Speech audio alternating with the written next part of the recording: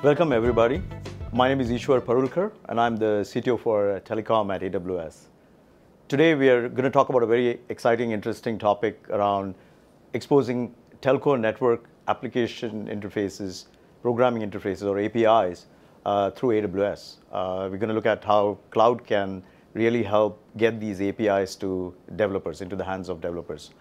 We have a very interesting panel today. 4 of our close partners in this journey from different countries. We have Verizon from the US, we have Telefonica from Spain, we have Orange from France, and Liberty Global from the UK. So we're really covering a great geographical spectrum here. We expect more telcos to participate in this as this grows. But let's get to know our panelists a little better. So why don't you introduce yourselves? Yeah, hey Ishwar, my name's Jeremy Giese. I'm from Verizon. I lead our strategic partnerships and industry development teams, working closely with AWS and Amazon at large, and also with some of the large global industry bodies, Open Gateway, Camara, and 5G Future Forum. Hello, I'm David Del Val. I'm from Telefonica. I'm the Global Director for Open Gateway, and I'm responsible for coordinating all the Open Gateway activities at Telefonica. Hello, I'm Laurent Leboucher from Orange. I'm Group CTO, and I have also a second hat. I'm co-leading the Telco as a platform value stream within Orange.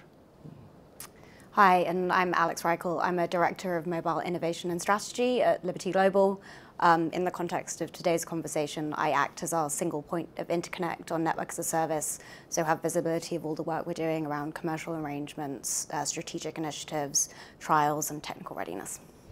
So it's great to have you all here. It's great to see a spectrum of the countries represented here. I love that. We've had very special relations with all of you guys. So I did want to get different perspectives from all of you on this whole initiative around exposing network APIs. Jeremy, with Verizon, we've had a long-standing collaboration. You were one of the first telcos that we started collaborating with when we started on the cloud journey for telcos. And in a couple of years ago, we demonstrated one of the applications in this space with QoD and the Edge and our Edge Cloud. Would love to hear from you how you see the intersection or the synergy between Edge Cloud, Edge Network, and APIs. And maybe you can give a little bit of background on the POC, the proof of concept we did as well. Yeah, absolutely. So as you said, we have a long-standing relationship between Verizon and AWS, really deep collaboration, heavy focus around how we use AWS for our day-to-day operations, but also how we've jointly showed up in market with Wavelength and Private MEC. We see the work that we've been doing together over the last couple of years around network APIs as the next step in this evolution of the partnership. Most recently with, as you mentioned, the POCs that we did in 2023 around the Quality on Demand API and Edge Discovery Service APIs. We see both of those APIs, which are in the early set of APIs that the Camara project is working on developing, as really being a natural extension of the work we've already done on edge computing. They really allow developers and end users to really turn up the performance characteristics and capabilities of edge compute even further enhancing latency, jitter, and other performance characteristics to really get the most out of the edge. That's what excites us about this initial set of APIs. It allows us to really let developers access the best of the network, the best of edge computing and cloud computing overall, when they need it, how they need it, and where they need it to get the best overall end user experience in for whatever use case they have envisioned. And the POC you mentioned that we did and demonstrated just at reInvent was around live media and entertainment collaboration across geographically separated musicians, which is an interesting use case that was not possible before the advent of these APIs. And that's what really gets us excited about the future here is that with the work that we're doing together, bringing these APIs to developers on the AWS platform, we're going to allow for the creation of use cases that really weren't possible historically. And we see that extending beyond the edge as well. Obviously, our collaboration has been very deep, very focused initially on edge computing, but the APIs that we're working on that we'll be exposing with the AWS platform and working on with Kamara goes much broader than that. And we're excited to bring as many of these capabilities forward as we can, as soon as we can, and put them in the hands of developers and really see what they do with them. Mm-hmm. Yeah, I think quality on demand is going to be one of the most powerful APIs. I see parallels of that with what we did with compute. When we started offering compute in a way where you could carve out virtual compute and then created consumption models over that, the quality on demand has the same potential in the network space. And I think that's why it also makes sense to kind of connect the edge and the QoD API. But really looking forward to how that's going to evolve. It's a very, very powerful construct for giving developers access to the network. David, Open Gateway has been around now for a couple of years. It's really growing. It was great to see all the members now, really large. You have been one of the early adopters, proponents, and really been heavily involved in this. Our journey started, we have, of course, other collaborations, but this was one of the collaboration points where we really spent a fair bit of time understanding what the telco operators might want to do. Of course, Telefonica, but also other operators. I think standardization is essential to getting adoption for running applications that are portable. But there's a balance between the need for standardization and also the need for differentiation. How do you really differentiate in this space? Mm-hmm. I would love to hear your thoughts on how do you think the industry, or Telefonica for that matter, will be able to navigate this balance of standardizing for the sake of adoption and portability with differentiation, which is really making sure you have your voice and your presence and your customer point and are able to do that. What are your thoughts on that? Yeah, I see this at two very different levels. At the basic level of the APIs, we all have to follow the standard, which is Kamara, and all telcos have to expose the same APIs. For two reasons. One is to make the life simple to aggregators and hyperscalers that will be integrating these APIs from all the telcos and offering it to developers. And secondly, also for developers to have one single line of code. They write the code once and it works everywhere. So I think that everybody understands that at that level. And that's the foundation for everything. Then on top of that, we can compete with catering to our B2B customers in each of our countries. Mm-hmm. For instance, yesterday in the keynote of the president of the GSMA, we invited the Itaú, which is the biggest bank in Latin America. They have 50 million customers, a huge bank. And the CTO of Itaú came to Barcelona to say, I need these APIs, and I'm coming here to say that go faster, basically. That customer is a customer of Vivo, which is Telefonica brand in Brazil. And we offer that customer a lot more than APIs. We offer connectivity, we offer mobile phones, whatnot, right? Mm-hmm. So when we have our package for that customer, we include the APIs. And then those APIs are terminated in Vivo, but also in the other two telcos in Brazil. So at the level of the sophisticated bundle that we offer to the customer, we are, of course, competing with TIM and Claro, which are the other two telcos. But when the APIs get terminated, they terminate in a standard way where collaboration is the norm, and they terminate in each of the telcos regarding whatever is the market share. Yeah, that's interesting that when we talk about APIs, we're just thinking about the APIs and what that allow us to do. But if you look at the overall business model, the different touch points and the way you can package them, then the equation starts changing. And yeah, I think that's a great point. So there is room for differentiation. Precisely. And of course, standardization is needed. Otherwise, we won't be successful in this space. Yes. Yeah. Laurent, again, a great collaboration on multiple fronts. We're doing some very innovative stuff with you on autonomous networks, looking at how machine learning, Gen AI can be used in autonomous networks. The other thing we've done with you is private networks and implementing those in production, and not just experiments, but you have a private network in production using AWS. The way we've always looked at private networks from the cloud perspective is that most of the customers are enterprises who want to build private networks. But the real thing they need is the applications on top. I mean, these customers who are building private networks, whether they're hospitals or manufacturing floors, they don't really care about what the packet core is, what the radio is, how the network works. It's about the application. I'm curious to hear your thoughts on where APIs and these applications with private networks, play a role. Do they play a role here? Do they play a different role here? Is there anything with other connectivity solutions that you can build which have a play with APIs? Thank you, Ishwar. Yes, indeed, and we have a very long-standing relation, very innovative, and thank you for that collaboration. Especially in the context of private networks, what we've done together is we've implemented a mobile private network solution which works on AWS and which is extremely easy to deploy for instance, events like stadiums, sport events. We will use part of it also for the Olympic Games very soon. So this kind of solution is extremely flexible because we can bring the private network, for instance, for a stadium, to do live streaming, to do live production for specific events, and make sure that the connectivity will be protected with the right quality that we need for the video production and so on.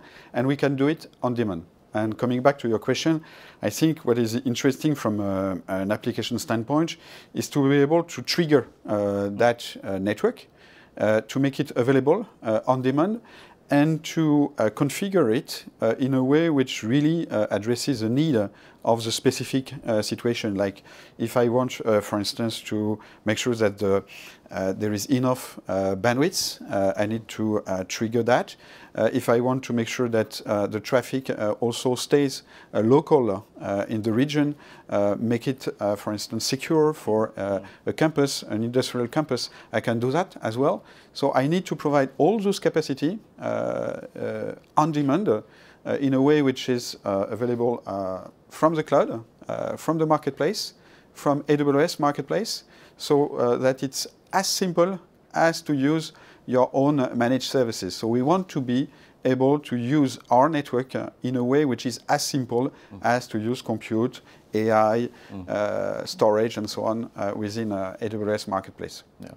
So there's also, I guess, a flavor of private networks which is like a slice of the, a macro network or something like that. Do you see a potential or a time when you would let developers, create their own slices using APIs? Definitely. Definitely. I think that at the beginning we'll go step by step.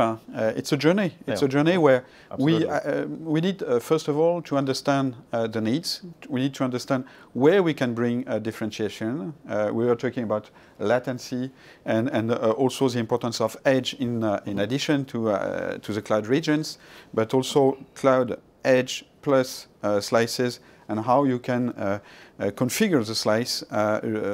This is something where you need to go into the details of each use case. Yeah. Based on that, there is a need then to make it repeatable, to make sure that step by step we are able to understand how we can platform all those capacity and make them available through APIs and extremely easy to activate from a developer standpoint. Yeah, yeah. I find this to be one of the more exciting directions this could go in. And again, this parallels how our developers use compute. A compute instance that we offer today is like a network slice. It's a little piece of compute. Yeah. And through APIs, developers can just create them, and we have like over 600 different types and different consumption models built on that. And I really see the potential of something similar here, where developers can just create a slice of their own, and we can have different consumption models based around that. Absolutely. Yeah. So slicing plus edge plus cloud capacities, combining also with some AI capacities and so on. Absolutely. So it's a toolbox that we want to bring to developers. Yeah, that's great. Alex, Liberty Global, another really close collaboration. We're doing things around edge and data centers, which is, I think, very exciting. Again, edge seems to be a theme here, but I think that's where we have some collaborations with telcos globally. But one of the things that's unique about you is that you also have fixed line business. A lot of this conversation in APIs has been focused around mobile networks, or most of the time we end up talking about that more. This is called the Mobile World Congress. But there's definitely a role to be played in the fixed network space also, and you own those assets. I would love to hear your thoughts on how APIs play in that space, and any use cases that you're working on there? Yes, so I mean, thanks. I think that's very true. We, as Liberty Global, come from a history and background of being a cable operator. We have a strong presence in the fixed space for much of our history, and have only become mobile operators and mobile network owners in the most recent decade. What we're trying to do in the context of network as a service, in the context of APIs, is recognize that the mobile side of things, the edge side of things, they're being sort of very well represented and handled and sponsored and supported by other telcos. What we're looking to do is overlay and supplement that with a fixed view. Some of that is identifying APIs that sit alongside. They sit in parallel. They can be very close proxies to the mobile ones we see, and that allow us to do similar things and influence the experience we have on fixed networks through sort of home gateway interfaces. So much like the mobile side of the world, that's both influencing the quality of the outcome you have on the network, and then additionally thinking about how you can edit and think about information that comes through that and how you can adjust it. We've managed to sort of sponsor a few of those APIs into Kamara and into standards. There's now a home device QoD API that sits in the Kamara standards. And additionally, latterly, we have a CP management API that is, I think that's the latest one on the Kamara standard set that we feel supports the way you can adjust things in a really seamless manner. It allows us to change the experience not just our customers, but other people's customers have. And I think this comes back to the use case question. We went into this trying to think about a specific use case, and instead decided we'd go and identify customer pain points. So we'd go speak to our customers and work backwards. Find out where they were struggling, what the issues they were having with this were, and see how we could bring that back into a use case that we could then use those APIs that sit there in the ecosystem to support and sponsor. So we have a use case that's sitting at the GSMA Pavilion at the moment, which effectively uses those two APIs such that if you are a traveler, you can check into your property, and instead of being in a public network that your hotel provides or your Airbnb host provides, you can have a unique SSID or VLAN spun up for you, an isolated network with all the privacy advantages, security that entails, and then it's your network. And you can choose how to customize it. You can think about how you edit the QoD within that, and think about changing the experience you have to match your purposes in that location. And that's sort of, that's the use case we have here, but that is the approach we're trying to take when designing use cases, is going out there to potential customers and designing in collaboration, in constructive sort of conversation with them, such that those showcases are as applicable and as valuable as possible. Yeah, it's great to hear these use cases from the fixed side as well. The way we look at it is, the cloud fundamentally is a compute and a storage infrastructure, and we look at this as bringing connectivity into the equation. So it's all kinds of connectivity, and really nice to see that it's happening in other areas as well. I just heard that Metro Ethernet Forum and some of these other bodies are also now looking at APIs. So I think it's not just mobile; it's going to be across any type of connectivity access, right? I mean, and that's a key part of anybody building an application. There's compute storage, but you need network and connectivity. I also loved what you said about working backwards. That's a core cultural principle that we have at AWS, looking at the customer first, then the problem, and then you figure it out. Yeah. And the money will follow, hopefully. Yes. But yeah, so that's kind of that was great to hear. It's great to hear the different perspectives. I mean, I think you each bring a unique perspective. It's great to see kind of the whole global footprint represented here, which is another thing that's essential for the success of this. I wanted to go across some key things that we are going to contemplate going forward, but as a group. One is around prioritization of APIs and which APIs to select. It's tied to monetization. It's also tied to engineering development, what takes what time. But really, if we have to be successful, we have to be a little bit aligned on what APIs come first, because this is all about the operators giving the same APIs. And we can't have one operator with one, the other one with another. I mean, we can, but it will take a little time for adoption, right? So I'm curious to hear your thoughts on, firstly, how you are prioritizing the APIs, which ones they are, what are some of the criteria you're using, and how critical do you think it is for this to succeed, to be somewhat aligned on the priority of the APIs that go into production, not just experimentation, but really something that can be put in the hands of developers. So maybe everybody can chime in. Jeremy, starting with you. Yeah, sure. It's a great question. I think it's a pervasive question that I hear from a lot of folks at the conference here, is what's the right way to drive that alignment, and how are we all thinking about prioritization? So from the Verizon perspective, in addition to the edge-oriented APIs that we already talked about, we're focused on APIs that drive value around security and ease of use for our end users. I think that in the financial services space, use cases around fraud prevention are emerging as the early leading demand signal that we're seeing from the market and from enterprises. You've got, as you said, banks showing up here to explicitly ask the industry to hurry up and make these things available. So we want to lean into that demand that's already been realized there.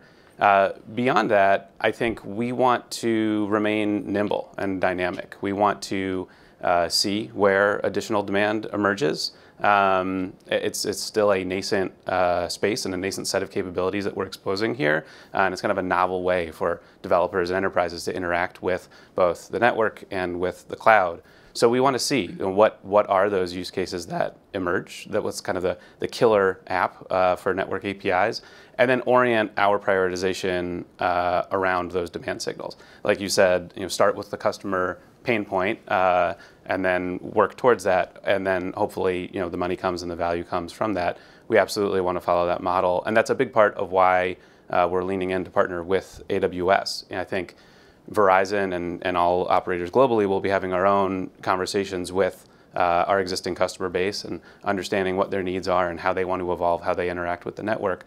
But AWS has a different set of customers that you work with and different types of conversations in terms of how they engage with you to consume the services that sit on your platform today.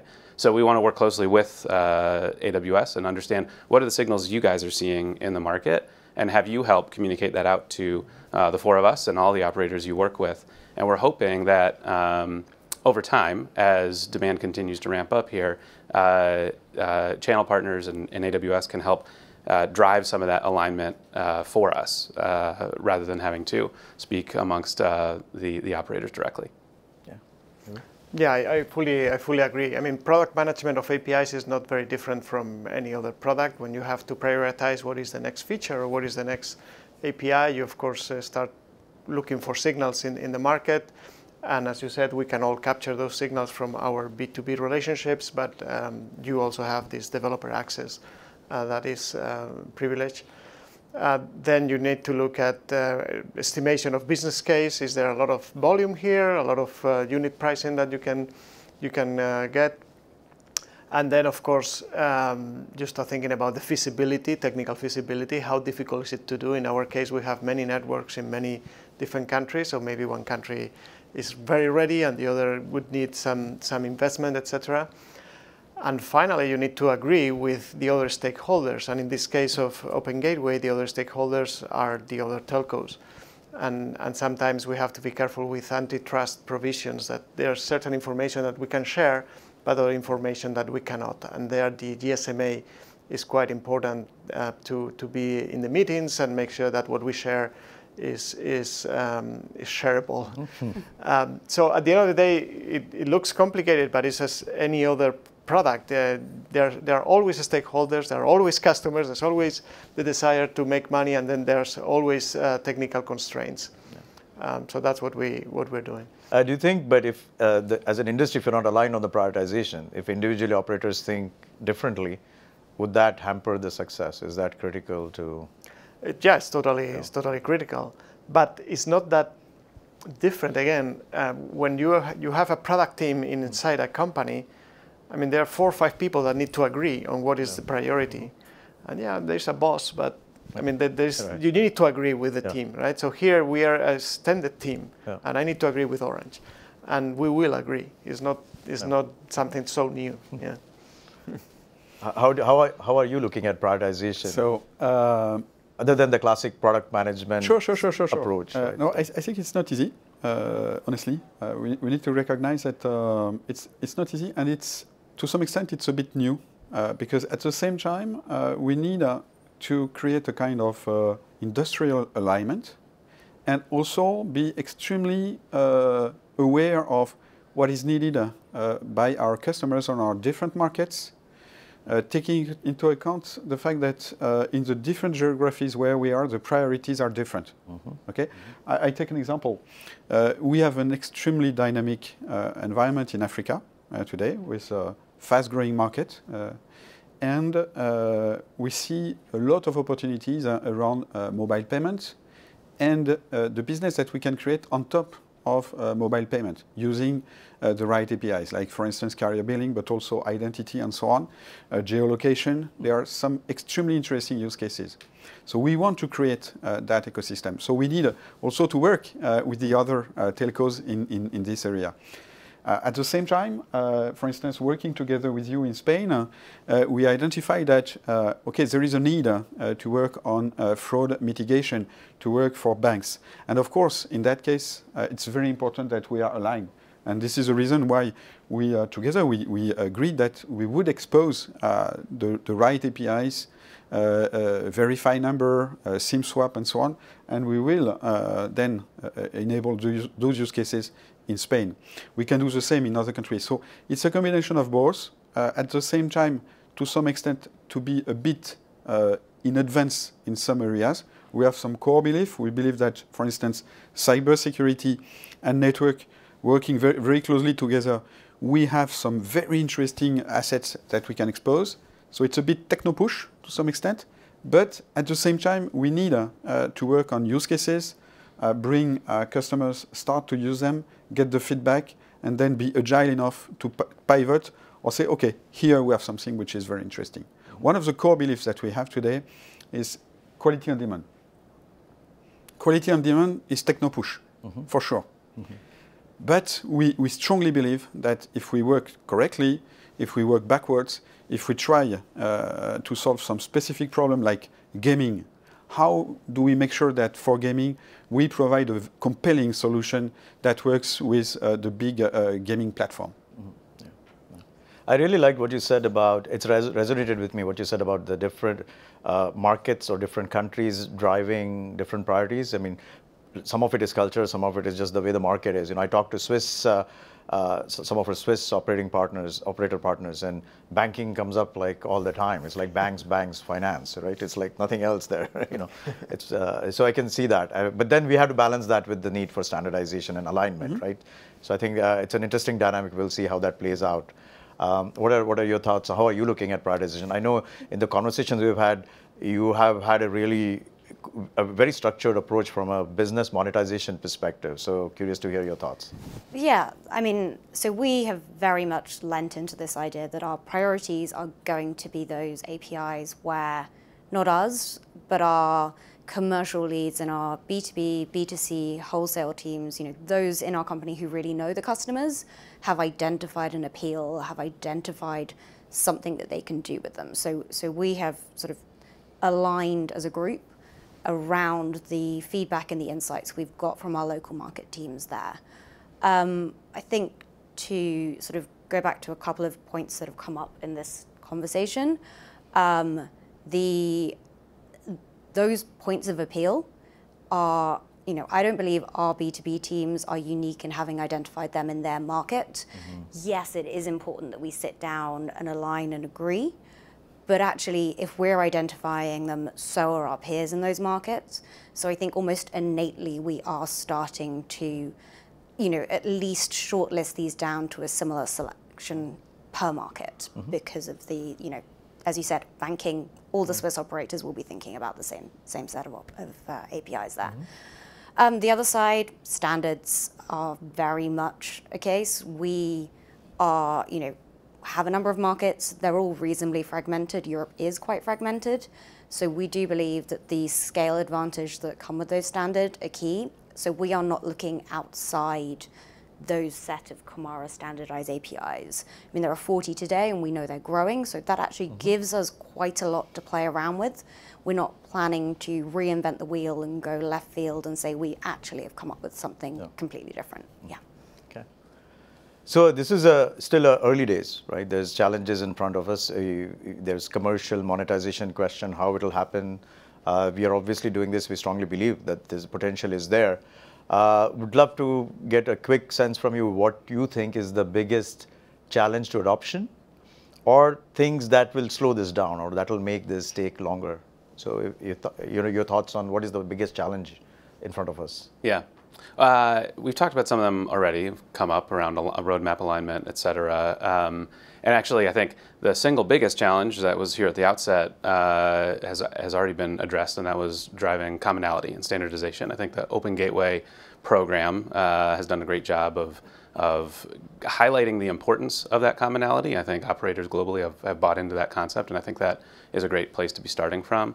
From here forward, I think then the biggest challenge is around demand generation. Like I said, our prioritization is going to be around where we see the demand signal and just getting awareness out in the industry and multiple industries that network APIs are here, the types of capability that unlocks. I think here at MWC and within the four walls of the telco industry, this is a big topic of conversation, has been for the last year since the Open Gateway program launched. But now we need to make sure that the users of these APIs in multiple verticals are aware and excited and leaning in and starting to innovate and kick the tires on these new capabilities. So, the financial services sector seems like an early adopter.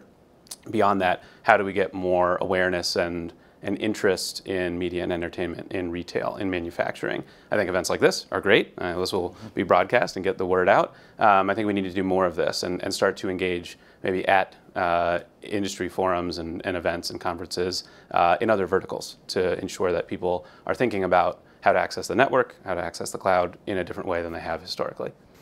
Yeah, I think as with any innovation, you have leaders and followers. So you have some companies that really believe that there is a new space and that are investing and that are trying to convince everybody to follow. And then you have followers that say, okay, where's the money? I believe you, but but I have many other great priorities to follow. Which one should I follow? And I think the challenge right now is to show real success cases, successes in different industries. And I think, coming to your point, in the different verticals, there will be different telcos pushing for that vertical, and the others should look and try to learn.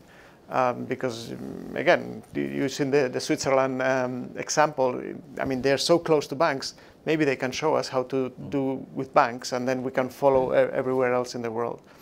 So it's a little bit that dynamic that we need to really spark and start to find the demand, and all of us have a lot of communication among the different telcos so that we are all convinced that we should go in a certain direction. What do you think is the biggest challenge? The biggest challenge for me is to get the right momentum with developers, so developer reach, and how we can really bridge the gap between the complexities of telcos, hide it, and make it extremely simple to consume, and to some extent change a bit the mindset about, okay, there used to be over-the-top application running on networks, and the networks was almost invisible. What we want now is the network to be easy to configure, easy to consume, and it will be done only if we get really a very large set of developers interacting with us, telling us this is the right way to go, or not. Here, I will never use this API. So we need to create that very strong conversation, and you can help us to do that. I mean, I agree with Laurent. I think this is about getting appetite, excitement among the developer community. What's happened at MWC is great. There are lots of these excellent showcases of what we as telcos think we can do with the APIs. But, I think there's an awareness that we are coming up with a subset of the potential use cases, and we don't have the visibility and the insights into what that functionality can be used for that developers do. So getting them engaged, be that through advocacy panels like this, be that through AWS engagement with your existing pool of developers, that will be key. Yeah, I mean, I think developers adoption is coming up as a key theme, as one of the challenges, and that's why we're here, I guess, to really see how we can help you there. We started seeding this idea in the minds of developers in our conference, reInvent, in December. It was just the idea. Hopefully, we will, have something bigger to talk about as we go along. Really wonderful to get your perspectives. Thank you so much for joining me here today to talk about this. I was trying to think, when was the last time operators got together and talked about this as a joint vision? I think it was roaming, when we did roam, when you guys did roaming, right? It seems that type of a moment where it's super critical for the industry to come together, and not only come together but partner with somebody like a hyperscaler to really make this vision a reality. So thank you all. Looking forward to the collaboration, and hopefully we'll have another panel like this at reInvent.